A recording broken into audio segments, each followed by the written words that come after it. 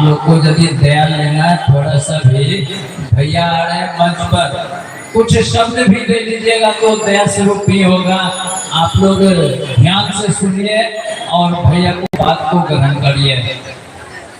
बोलिए क्या बोल रहे हैं? भैया के लिए विषय है गुरु शिव और हम। पहला विषय है गुरु शिव और हम। काफी लंबा समय लग जाएगा, लोग उकस के भाग जाए, थोड़ा सा में समझ। गुरु शिव वह शिव जिनकी पूजा अर्चना होती चली आ गई। हम आप सब जानते हैं, चंदा मामा सबके मामा, शिव घर घर के बाबा। वह परमात्मा है, ईश्वर है, उनकी पूजा अर्चना का अविरल प्रवाह चल रहा है। कल हम लोग रहे ना रहे, ये चलता रहे। उसी शिव को साहब दीदी ने हमको आपको जो दिया कि आइए उस भगवान शिव को अपना गुरु बनाए। वो गुरु पद पर भी अवस्थित है, वो महागुरु है, उनको अपना गुरु बनाया जाए। विषय थोड़ा लंबा है लेकिन उतना मैं बात नहीं करूंगा। आपने सुना कि गुरु शिव और हम, ये हम जो बोल रहा है ये कौन है?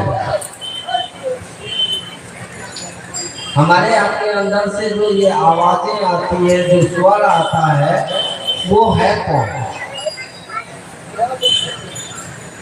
जिसको हम आप प्राण कहते हैं, वह प्राण शक्ति है, उसी शिव की शक्ति है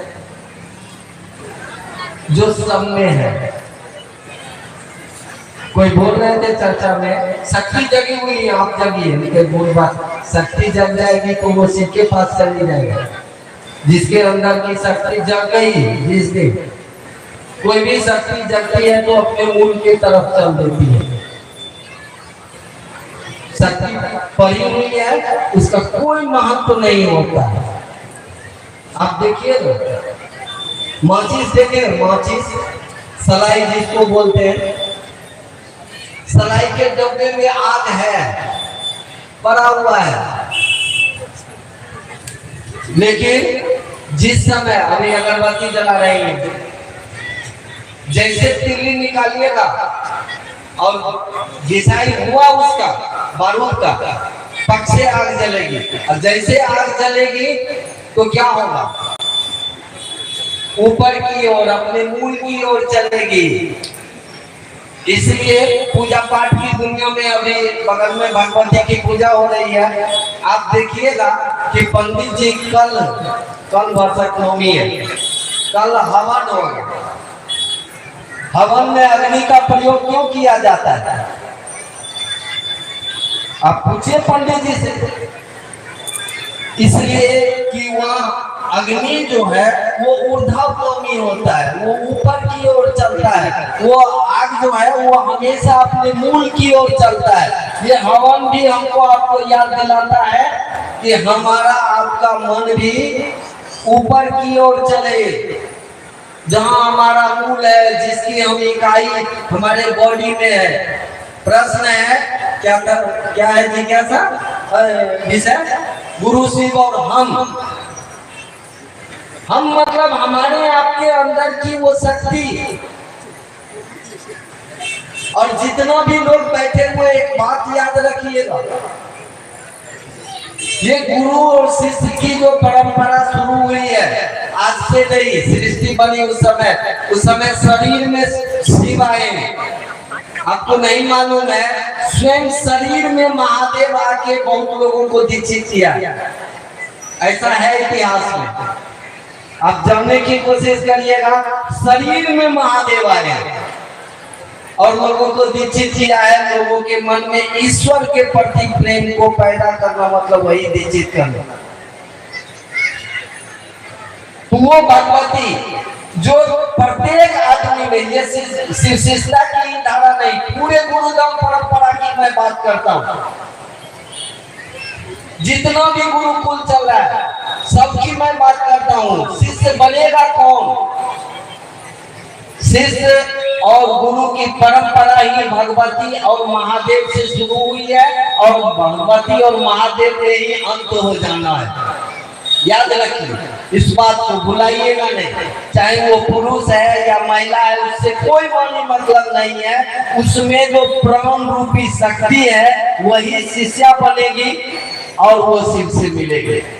पूरे गुरु शिष्य की परंपरा ही इसी पर निर्भर है।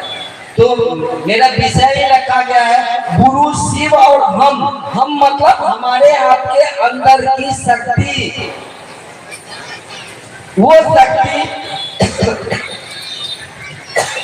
ये साहब ने जो हमको आपको 3 सूत्र दिया है, ये सूत्र का यही काम है कि हमारे आपके अंदर की शक्ति जो सोई है वो जगेगी और अपने शिव से मिलने चलेगी। उसका ये काम ही। भगवती की पूजा चल रही है, एक जगह भगवती की आरती में गाते हैं ना, हाँ किसी आरती में गाते हैं मूलाधार निवासिनी ईश्वर सिद्ध प्रदे। आप पंडित जी से पूछिए, आप बोल रहे हैं इसका मानी क्या है?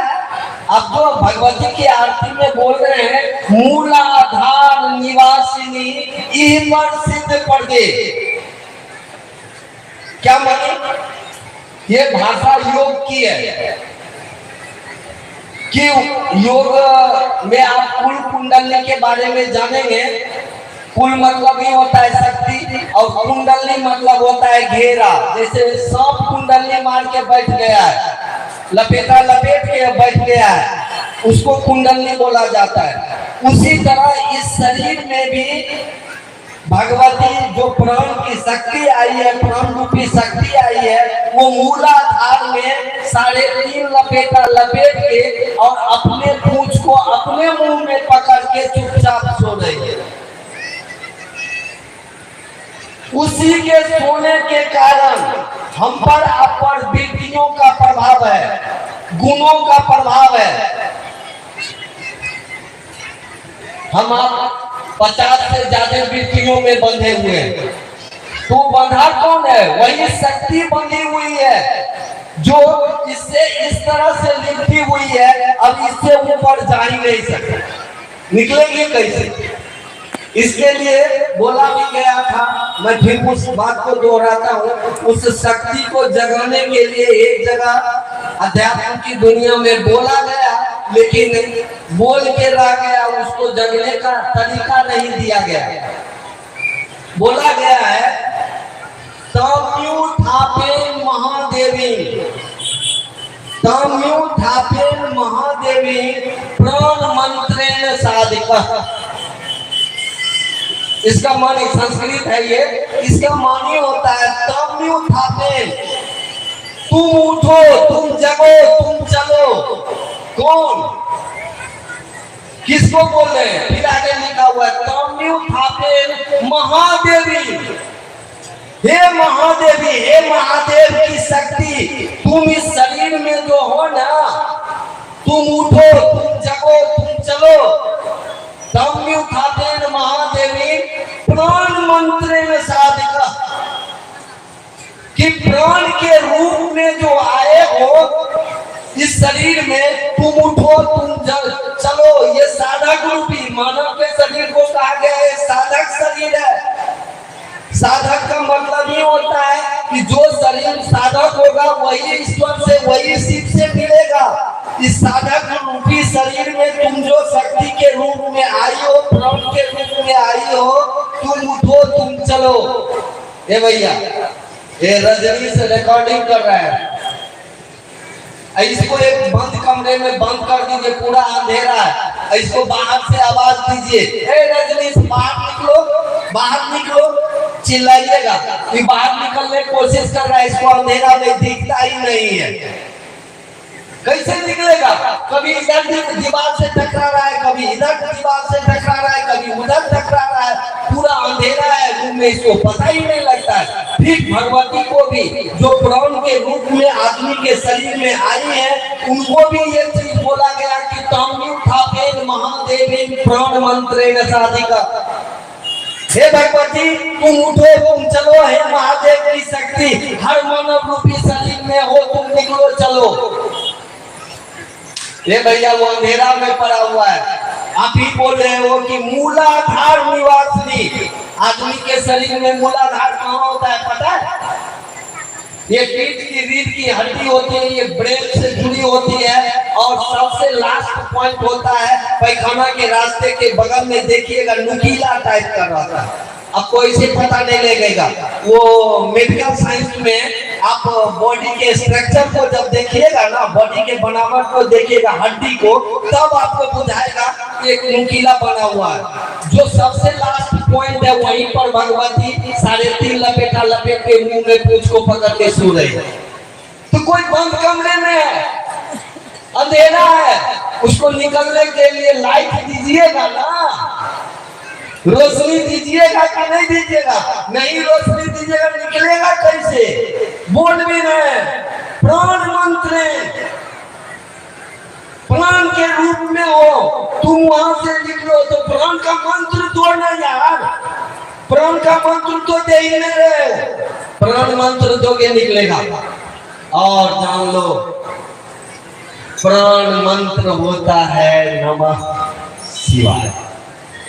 जैसे नमः शिवाय आप दीजिएगा, वो रोशनी पहुंचेगी और वो भगवती वहां से चलेगी अब ऊपर की ओर। उसमें बहुत सारे चक्र होते हैं, आप उसमें कुल कुंडली को पढ़िएगा तो छोड़िए, उतना काय पढ़िएगा। आपको तो एक बार 6 चक्र को पार करा दिया साहब श्री हरिंद्र।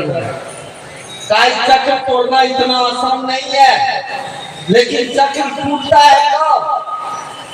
जिसने हमको आपको बनाया और जो उसने कह दिया आप कर दीजिए, चक्र टूट जाएगा।